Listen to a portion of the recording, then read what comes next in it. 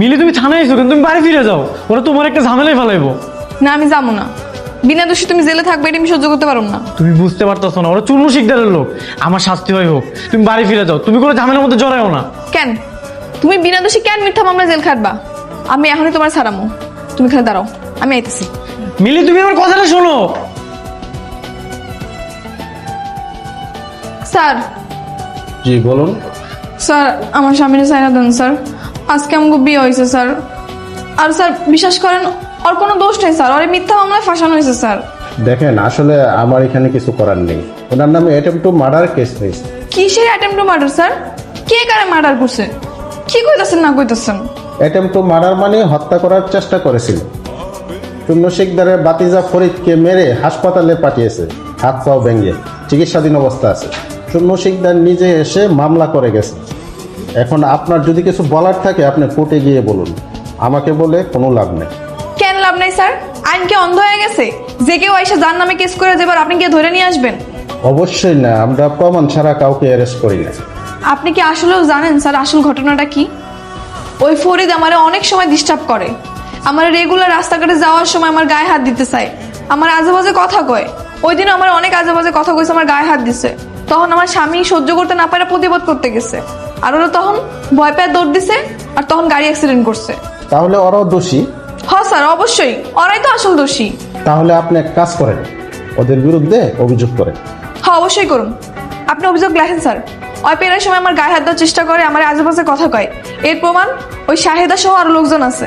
বুঝতে পারছি, আমি ওদের বিরুদ্ধে মামলা করে দিচ্ছি, ওদের শাস্তি হবেই, ওরা পার পাবে না। স্যার আমার স্বামীর কি হইব স্যার? দেখেন ওনাদের সাথে কথা বলে ওরা যদি কেস তুলে নেয় তাহলে আপনার স্বামী ছাড়া পাবে। আপনি এখানে একটা সিগনেচার করুন।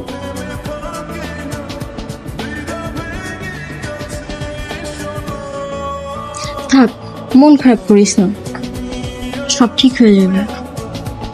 মানুষ এত খারাপ হয় কেমনে কত?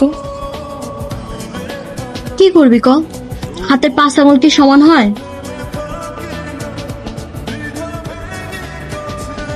তুমি নাকি অবনামে কেস করছো? হ্যাঁ করছি।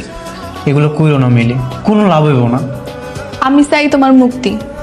তুমি এনে মিথ্যা কারণে জেল খেটে বেড়াইবা, আর সুন্দর লোকেরা বাইরে ঘুরে বেড়াইবো, তা তো হইবার পারে না। তুমি কোনো চিন্তা করো না, আমি উকিল সাহেবের লগে কথা কইছি, হ্যাঁ কইছো যত তাড়াতাড়ি সম্ভব তোমার বাইর করার চেষ্টা করবো। আমি না অবাক হয়ে যেতেছি, তুমি একটা মায়া মানুষে, তোমার কত সাহস, কত কি করতেছো। তোমার জায়গায় আমি হইলে কি করবো না করবো কিছুই বুঝতে পারতাম না। এর লেগে তো জ্ঞানী লোকেরা কইছে, বিড়াল হয়ে 10 দিন বাঁচা চেয়ে সিংহের মতো একদিন বাঁচা ভালো। হ্যাঁ, তুমি আমার সিংহ বউ। এই সময় শেষ, চলে আসেন। যাইতে হইব, তুমি কোনো চিন্তা করো না, অনেক তাড়াতাড়ি বাইর করার চেষ্টা করবো তোমারে আমি, ঠিক আছে? আচ্ছা গেলাম। আচ্ছা।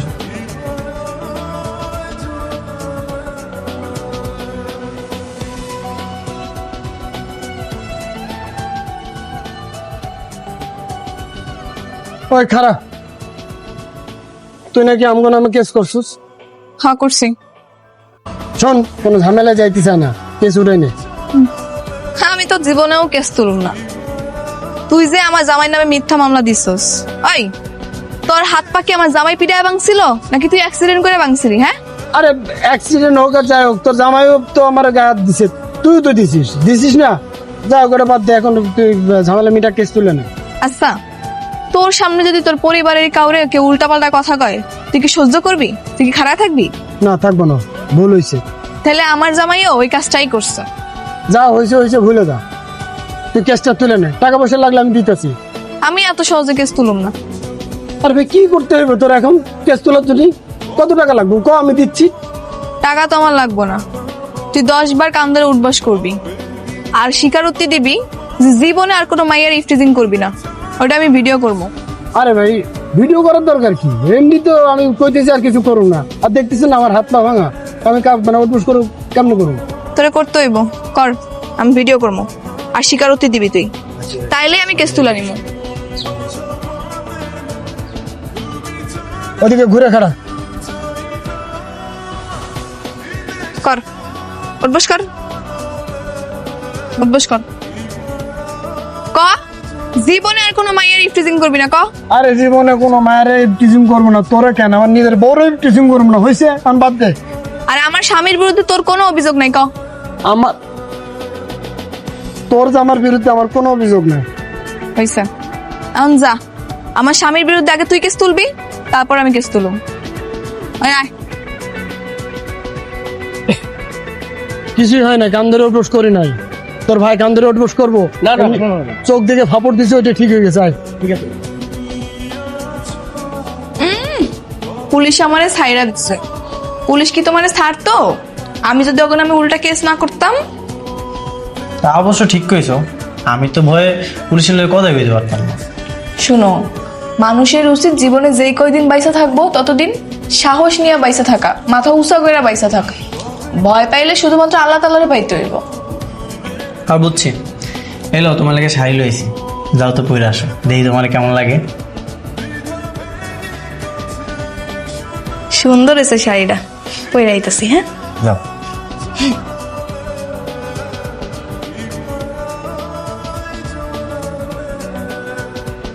এই এখানে এভাবে ময়লা কে ফেলছে কত? জানি না। এটা তো বসের কাছে বিচার দিতে হবো যে যার যার মতো ময়লা ফেলাই যাবো। কি হয়েছে বাবু ভাই, সিলাইতেছো কে? আপা দেখো, যে যার মতো ফুলরে ময়লা ফেলাই যা, কেউ কোনো দায়িত্ব নিয়ে ময়লা উঠায় না, এটা বসের কাছে বিচার দিতে হবো। এই সামান্য একটা বিষয় হলে আবার বসের কাছে বিচার দেওয়া লাগবো কেন? আমরা কি এটি পরিষ্কার করে রাখতে পারবো না? একটু সচেতন হয়ে যদি নিজেকে ফ্লোরটা নিজের একটু পরিষ্কার রাখি, তাইলেই তো হয়। তোমাকে যদি তো অসুবিধা হয়, তাহলে আমি একাই করতেছি, সব সমস্যা নেই। আচ্ছা থাক আপা থাক, আমি অগত নিয়ে পরিষ্কার করতেছি। আরে ময়লাটি পরিষ্কার কর, সব যার যার মতো ময়লা সরাই দিস। কিরে সায়দা, কোন ডিছিলাস? এই কিরে, তুই কি কাঁদতেছস? না না, ঠিক আছে। কি হয়েছে তোর? আমার কত এদিকে টাকা, কি হয়েছে? আরে দূর কান মুখে, ঠিক আছে আমি, তুই যা। তুই সত্যি করে কও আমার কি হয়েছে? কিছু হয় নাই, কইলাম তো।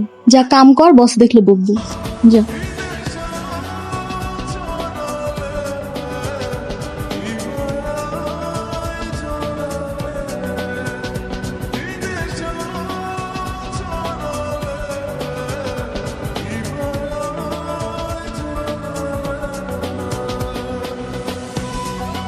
জানো, আজকে না শাহেদার কি জানি হয়েছে, ওই সারাদিন মন খারাপ করেছিল। কেন, কি হয়েছে? সেটাই তো জানি না, এতবার করে জিগাইলাম, তাও আমার কিছুই করলো না। তাইলে মনে হয় পার্সোনাল কিছু। ওর আবার পার্সোনাল কি আছে? আর এমন কিছু নাই যে আমার কয় না। তাইলে তো চিন্তার বিষয়। কি এমন কথা আছে যেটা তোমার থেকে গোপন করছে? হেরেই তুমি বুঝতেছি না। তুমি এক কাম করো, কালকে ওরে নরম মনে বোঝাও, দেখবে তোমার সব কয়া দিব। তাহলে তুমিও থাকো, হয়তো তোমার বড় ভাই, মানে তুমি একটু জোরাজোরি করলে কয়ে দিতে পারে। আচ্ছা ঠিক আছে, কমনে। লাইট অফ করে দাও, ঘুমায় যাই।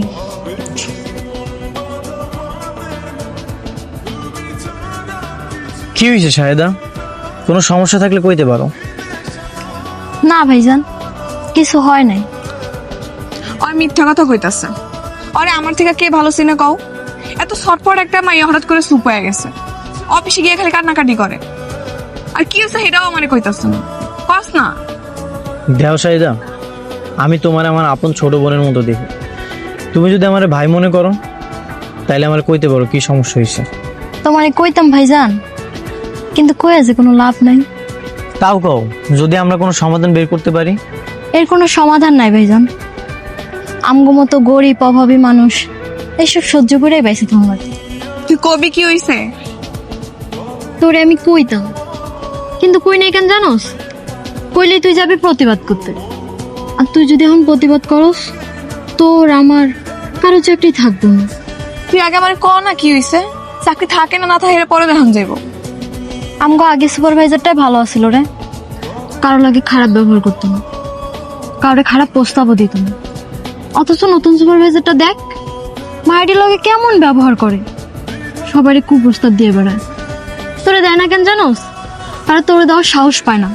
তুই যে প্রতিবাদ করবি, জানোস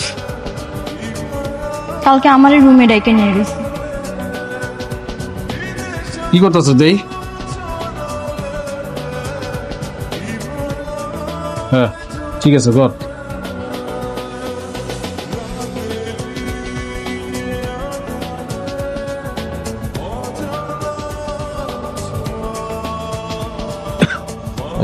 মিলি কই? মিলি তো বাথরুমে গেছে। এত ঘন ঘন বাথরুমে যাওয়া লাগে কর। এদিকে তাকায় কি দাও, কাজ কর।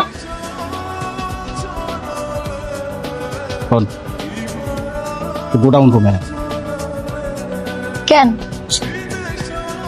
পার্সোনাল কথা আছে। আমার হাতে তো কাম আছে। তোর কাম আমি দেখুন, তুই রাইতে বেশি আয়। নিল খারের রিস্কে আবার তাক কাজ কর।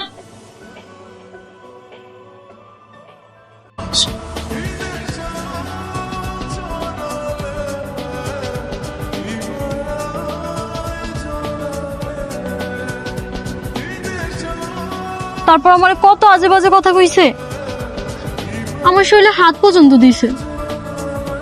তুই আমার এডি আগে কস নাই কি লেগা? তুই চল আমার লাগে এখনই অফিসে চল। এই কারণেই তোরে আমি কইতে চাই। তুই জানোস এখন যদি আমরা সুপারভাইজার নামে নালিশ করতে যাই, তোর আমার কারো চাকরি থাকবো না। চাকরি না থাকলে না থাকবো, তাই বলে কি অন্য সুযোগ করুম নাকি? এখনকার দিনে দুইজনের ইনকাম সংসার তেমন চলে না। তোমার যদি চাকরি চলে যায় তখন তো সংসার চালাই তার টানানি হয়ে যাবো। প্রয়োজনে না খেয়ে থাকুম, তারপর আমি এর প্রতিবাদ করবোই করবো। আই চল, তুই আর আমি মিলা বিচার দিমু আজকে, চল। আচ্ছা শোন না, আমার পক্ষে সুপারভাইজার নামে বিচার দেওয়া সম্ভব না রে। তুই তো জানোসই আমার মাডা গ্রামে অনেক অসুস্থ। আমার চাকরিটা যদি চলে যায়, না খেয়ে মরে যাবো। আচ্ছা আমি দেখতেছি কি করা যায়, তাও তুই চল। দাঁড়াও মিলি, আমি তোমার অনেক ভালোবাসি। আমি চাই না তোমার কোনো বিপদ হোক। এইসব ঝামেলার মধ্যে তুমি জড়াও না। তুমি কি সত্যি আমার ভালোবাসো? হ্যাঁ, আমি তোমার অনেক ভালোবাসি। তাহলে আমার উপর ভরসা রাখো, তুই চল।